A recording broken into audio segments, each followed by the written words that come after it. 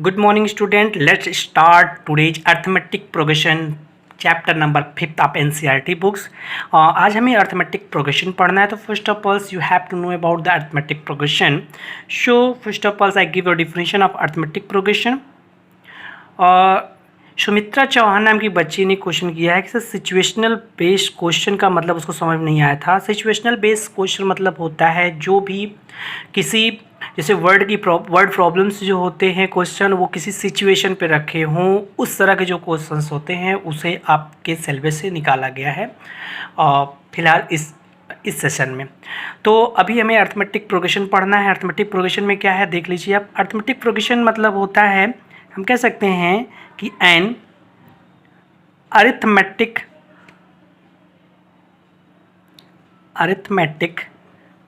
Progression is a list of numbers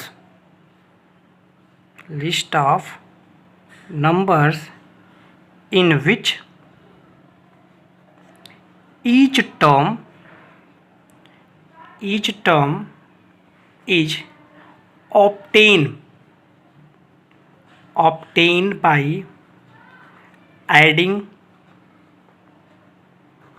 or subtracting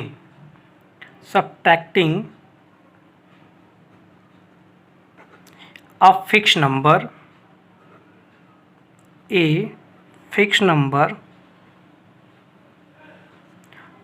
to the preceding मतलब पिछले preceding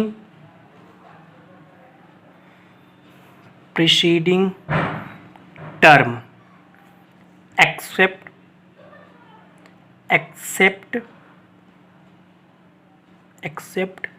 the first term।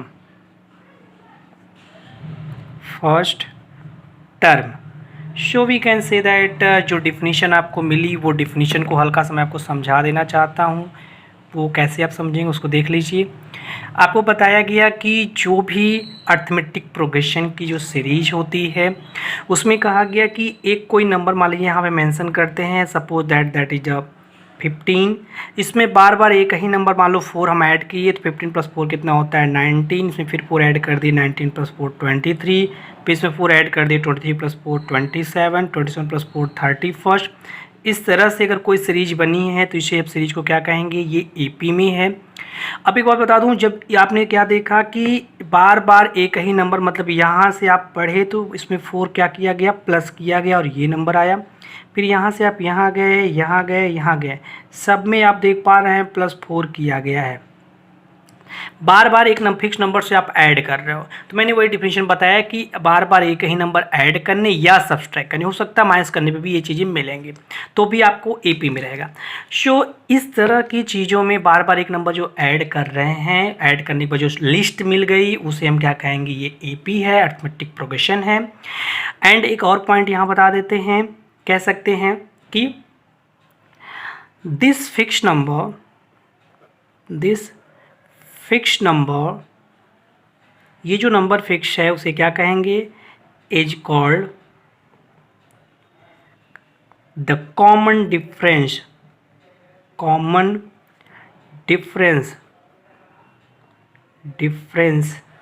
Of the arithmetic progression को short form में लिखते हैं AP, of the AP, and denoted by small d, and we can say that small d will be equals to t2 minus t1 ORR t3 minus t2। मतलब आप कह सकते हो कि जो ये चीज़ें आपको मिली d t2 माइनस t1 equal to t3 minus t2, ये एक ऐसी भी कंडीशन होती है जिससे आपको AP पता करने के केस में इसका सोल्यूशन किया जाता है। मतलब अब क्या मैं बता रहा हूँ वो समझ लीजिए। आपसे अगर क्वेश्चन पूछा जाए कि क्या ये टर्म जो है वो एपी में है या नहीं है, तो इस बेसिस पे हम कहेंगे कि जैसे मान लीजिए एक क्वेश्चन है दे दिया गया नॉर्मली ऐसे कि 100 70 40 10 डॉट डॉट सो वन। अब हमसे पूछ लिया गया इज इट इन AP, ये क्वेश्चन कर लिया गया।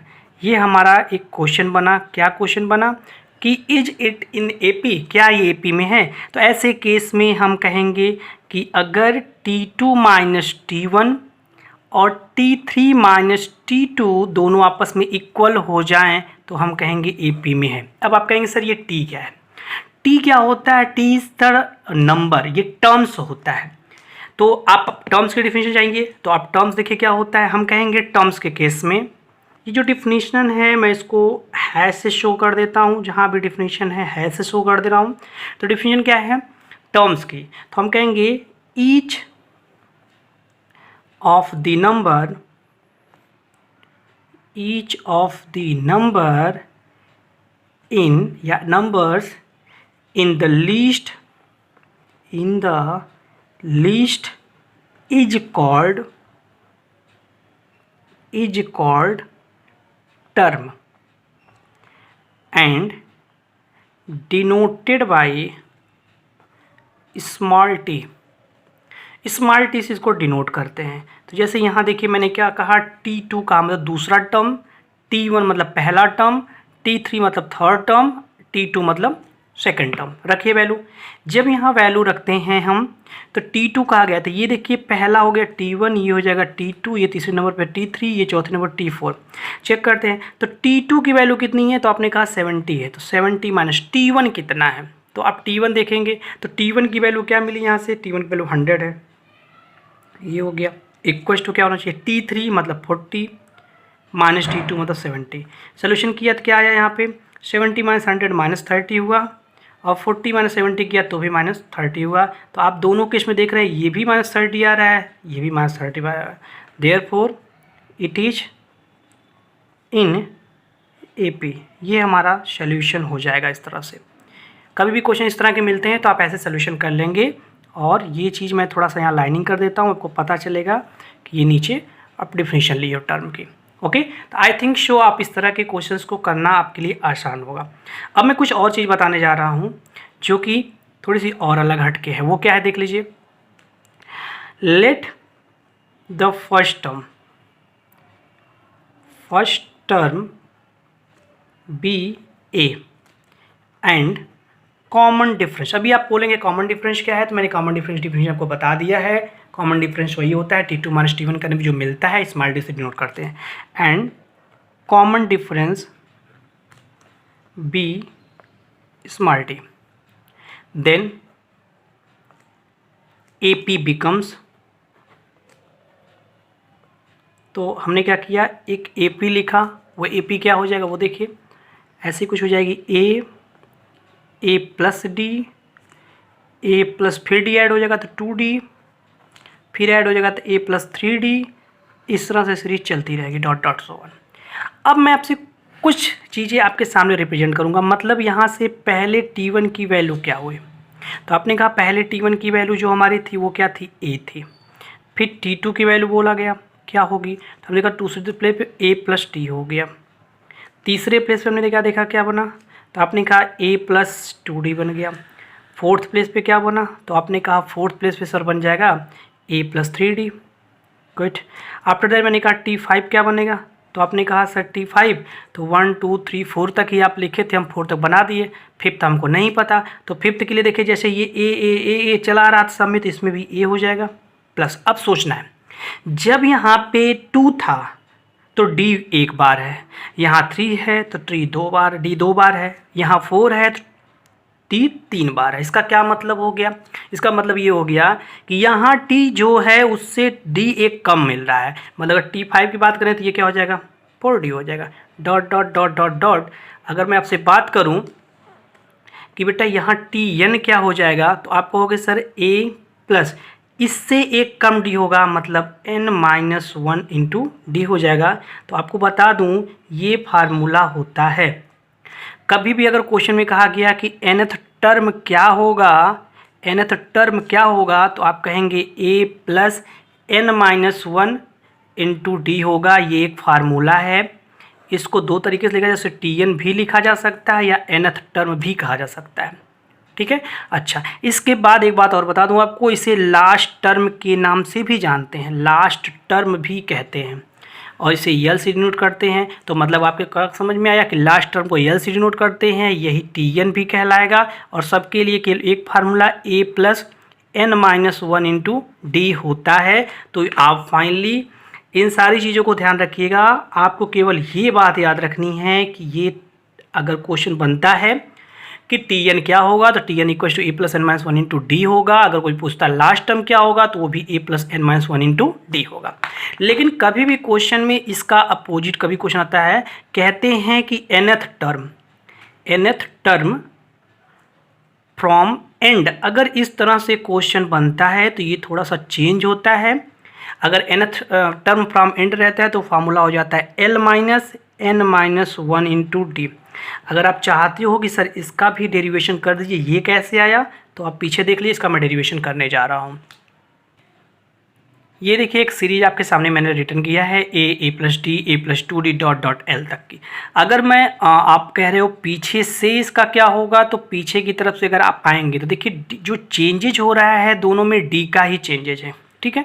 तो आप क्या देखोगे, यहाँ से हम चूँकि इधर वैल्यू चाहते हैं तो सीरीज को उल्टा लिख लेते हैं, ये L हो जाएगी और लास्ट में क्या आ जाएगा, A आ जाएगा। मैं सीरीज उल्टा लिख दिया। अच्छा, तो आपने क्या देखा, A से पहले क्या था, D था, मतलब A + D था, ठीक है। ये वाला टर्म। इससे पहले क्या था, A + 2D था। तो अभी आपसे एक क्वेश्चन बनता है कि एक बात बताइए, आपने कहा कि सीरीज कैसे बनती, बार बार एक ही नंबर ऐड करने पे। ये A + 2D था, इसमें हमने क्या किया, D ऐड करता तो A + 3D हो जाता। इसका मतलब मैंने माइनस किया। मैंने सब आपको AP के डिफिनेशन में ये लिखा है कि ऐड करने पे भी AP मिलता है, सब्सट्रैक्ट करने पे। हम देख रहे हैं यहाँ D एक सब्सट्रैक्ट हुआ है, मतलब यहाँ D क्या हो रहा है, बार बार सब्सट्रैक्ट हो रहा है। तो याद रखिएगा D क्या हो रहा है, सब्सट्रैक्ट होता है। मतलब इसके आगे आएंगे तो L - D बनेगा, इसके आएंगे तो L - 2D बनेगा, ये डॉट डॉट तक की सीरीज एक बन जाएगी। तो अभी फार्मूला जो होता है nth टर्म का, nth टर्म क्या बनेगा तब के लिए, क्योंकि एंड से देखना था। अब ये एंड नहीं लिखेंगे हम, क्यों नहीं लिखेंगे, क्योंकि हमने सीरीज को उलट लिया है। तो अब हमारी सीरीज सीधी हो गई है, ठीक है। तो अब nth टर्म क्या हो जाएगा, तो यहाँ पहले टर्म की जगह क्या लग रहा है, पहले टर्म पे देखिए L आ रहा है तो L लिखेंगे। D क्या है, निगेटिव है, D क्या है, निगेटिव है, तो n-1 इंटू डी हमारा निगेटिव है। तो इसको शटअप करेंगे तो ये nth टर्म क्या हो गया, तब nth टर्म हो जाएगा L माइनस ये D का जो साइन है वो आगे आ जाएगा n-1 इंटू डी। तो ये होता है nth टर्म। कब, जब हमें लास्ट से पता कर। लेकिन एक बात बता दूं आपको, ये चीज़ इस फॉर्म में नहीं गिवन रहती है, आपको ये चीज़ इस फॉर्म में गिवन रहती है। और जब इस फॉर्म में गिवन रहती हो तब कहा जाता है कि फ्रॉम एंड। तो ये हो गया nth टर्म फ्रॉम एंड, तब ये चीज़ आप यूज करते हो, क्योंकि ये चीज़ आपको गिवन नहीं होती है, ठीक है। तो हम ये चीज़ फार्मूले के तौर पे लगाते हैं कि nth टर्म फ्रॉम एंड क्या होता है, L - n-1 इंटू टी। ये इसका डेरिवेशन हो गया। अब इस पर हम कुछ क्वेश्चन देखेंगे। क्वेश्चन में अगर देखा जाए तो पहली एक्सरसाइज आपकी है एक्सरसाइज 5.1। एक्सरसाइज 5.1 में कहा गया in which of the following situation does the least of number involve make an arithmetic progression and why। इन्होंने कहा क्यों बनता है और क्यों बनता है। जैसे कहा गया था taxi fare after each kilometre when the fair is ₹15 for the first kilometre. मतलब पहले किलोमीटर के लिए कितना होता है, 15 रुपीज़ है। इसके बाद हर किलोमीटर के लिए क्या होता है, 8 फॉर ईच एडिशनल किलोमीटर, और हर किलोमीटर के लिए 8 बढ़ जाता है। तो 15 था, अभी 8 बढ़ जाएगा, तो 15 + 8 कितना होता है, 23। फिर क्या होगा, 8 फिर बढ़ जाएगा, 23 + 8 कितना होता है, तो 31। इस तरह से ये चीज़ बनेगी। अब पूछा गया कि ये AP में है या नहीं है, हम चेक करते हैं। हम जानते हैं कि फॉर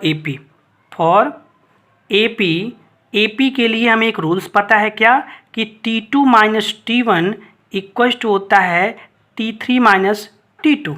ये वैल्यू होना चाहिए। अगर ये वैल्यू सेटिस्फाई होती तो हम कहेंगे है, और नहीं तो नहीं। आप चाहें तो इसको कैपिटल भी लिख सकते हैं, कोई ज़रूरी नहीं कि स्मॉल ही लेके चलें, कैपिटल लिख सकते हैं। अच्छा, तो आपका ये T2 मतलब क्या है, T2 मतलब ये देखिए, ये T1 हो गया, ये T2 हो गया, ये T3 हो गया, डॉट सो वन। तो हम एक काम करते हैं, कैपिटल ही लेके चलते हैं, क्योंकि स्मॉल कैपिटल में आप कंफ्यूज होंगे। एक ही तरह का लेके चलिए। तो अभी क्या करना है, आपको चेक करना है T2। तो जब T2 चेक करेंगे तो T2 वैल्यू कितनी है, 23। तो हो जाएगा 23 - T1 कितना है, 15 इक्वल्स टू होना चाहिए 31 - 23। चेक करते हैं तो 23 - 15 कितना होगा, तो आपको 8 आएगा। इधर सॉल्व करोगे क्या आएगा, 8 आएगा। चूँकि 8 के इक्वल हो गया, हम कहेंगे therefore it is in AP। तो आई थिंक सो आप एपी को सॉल्व करने का आपको तरीका पता चल गया, कैसे एपी का सोल्यूशन आप करेंगे। तो इस पे डिपेंडेड बाकी 3 और क्वेश्चन हैं, और इसी पार्ट में आप उसका सोल्यूशन खुद से करने की कोशिश करेंगे, और इसके बाद आगे के जो क्वेश्चन हैं नेक्स्ट वीडियो में आपको मिलेगा। Okay, have a nice day, thank you.